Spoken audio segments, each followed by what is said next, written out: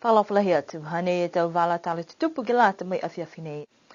Whautu moe tō ngahua he whahi ngahua to tō mate numela ke lata me kumikumianga ke he whalua tau lotu kaina he motu mai tau tupe moa moe whakamole.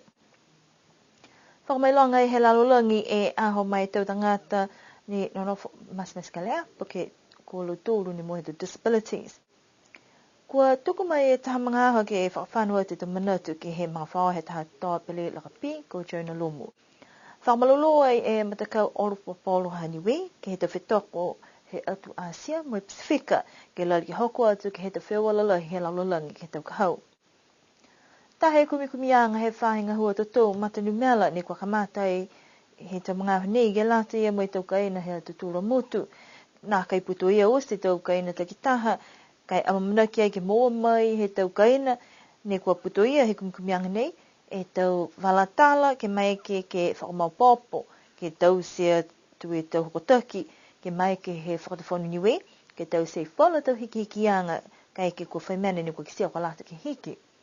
Kua mamanaki ai ke walu la e launi ke he kumikumianga nei, kua osi tuai e launi taha, moe kua kamata e hutu ke wāke he tamunga nei, moe amanaki ai ke whakauosi mai mahina hao koso he tau wāwhi mai on. Hongfuma ono.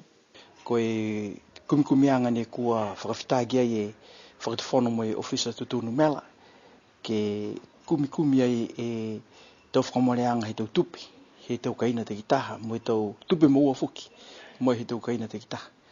Ke tau sia ke tau potake e tau numela, ke whanaki ki ai e tau whiwhirianga he tau whakau, whakatawhono. Ke la taia mo e holoanga he tonga hua he motu tutu. Ko e tau seanga ke he whakawanga nei, kua vehe ai ke he walu launi.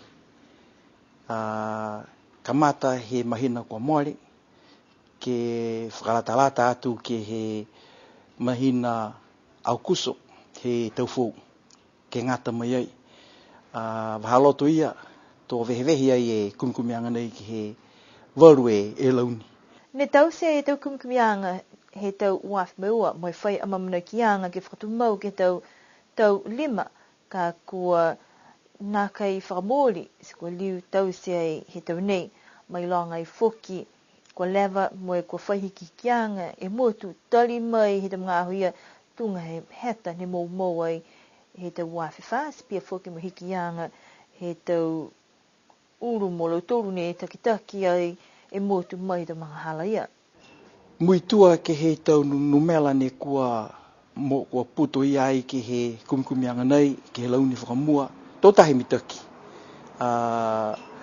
Kisia e haiai ke hei kisianga, ke he mena ne manako ki ai. Ko mitaki fōke e ngahua he kau ngahua, ko mitaki fōke e tau tari ne kua moa mai, ke he tau huhu, ne kua watu ke he tau loto kaina. Siko menea ne manako i au ke tuku atu i te whakau i lahi ke mtulu ne kua langa matai mai. Tau oare whakamore atu kia mtulu e tau mamatua, po ke tau pule ke tau loto kaina, kai ke koho hoko atu e tau whanunga hua, si whakamore.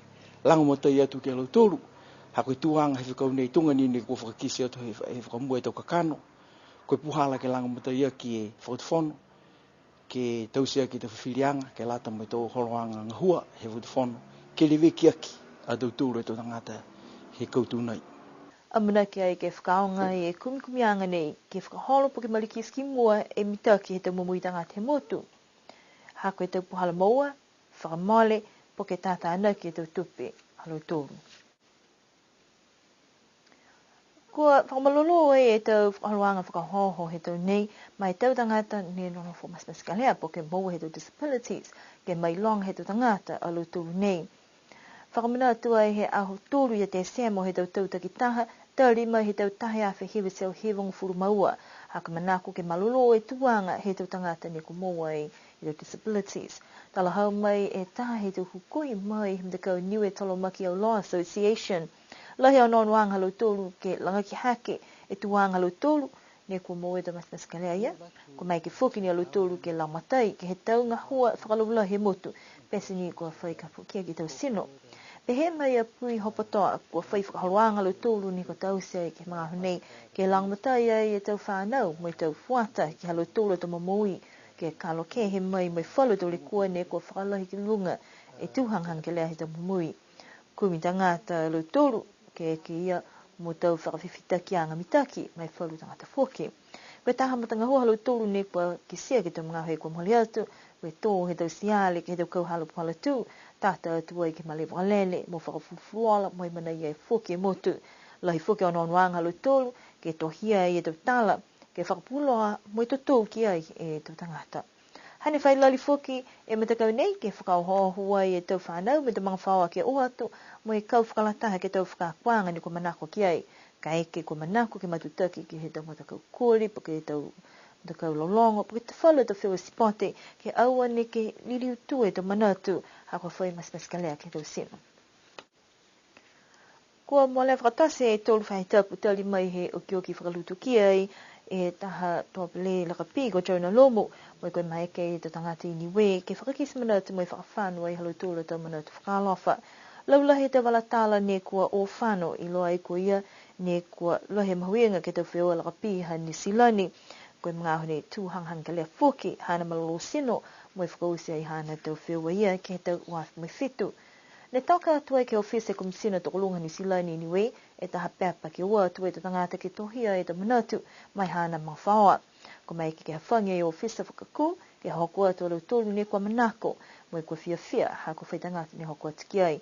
Koe tau talahauange ia nei, kua lahi mai longanga ki hana tau longmatai, nā ka ini ke tau whiwa lakapi, ka pihia whuki ki hana tau hua longa, koe taha ne tangata talahaua mai mutu kuni silani, pia whuki mai atu Pasifika. Amana ke ai ofisa komisina tokolunga ni silani, ke whakawhanua tu e tau manatu whakalofa nei, mai he tau tangata, ke hana mga whaoa he whahita punei. Kua hoko atua e tahamtakau Olofua Polo ni wei ka lata mo i tau whetoko he tau atu mutu mai Asia mai Pasifika ne kua whakahoko ai ki Kalasiosi. Toko hongo fulu e tangata pele he matakau ni wei, toko whama i ni wei, mo e toko ono lo tōru mai he tau ni wei i ni silani, haha iei whuki e tau tangata whakako ne kua uatu whakalataha. Pesa ni kua tose matakau ni wei, ka kua whai whakatakaanga ki whai matakau ki he tau weweheanga ki heke he tunga ia ki tu whiua taki toko taha, taki toko ua, tau matakau taki tō tōru, pia whuki mo i taki toko whā. Kua wātalo tōru ke whetoko atu mai hongwhamawalu e atu mūtu ke kisia kōhai ka hoko sia atu ke tau whetoko he lalolangi ka whakahoko e ki ni silani he tau kahau. Ne kamata tau siuse matakau hani we he tali mai he liliu mai he tau whiua pele i Papua New Guinea he tau nei, mo i amanaki ke kautuhala tūla tau lalianga, koe whakatokaanga, koe tau matakau ka tūrima ke he tau weweheanga he osi, tō hoko atu ke whetoko he tau kahau. Amana ke te whakaluanga he mtakau Olofua Polo, ke whakausia he matahiko he whahatapu nei. Pehena e tau wala tāla te tupu ne ko mō mai ka lata mea whiwhi nei, amana ke liriu whilewea ke whahatapu kahau, munine o ki o ke whahatapu ne hangawa te kei, ua nemo e aho tufa pale pale, matahiko tau, he aonga toko lunga ka whakahoko ai ke pungi a pongi, si amana ke whakalahi mawhole te whakaluanga ia, mua te ke he tau malulu he tau whanau he tau nei. Kena nofua, nene po tō liriu ke whilewea.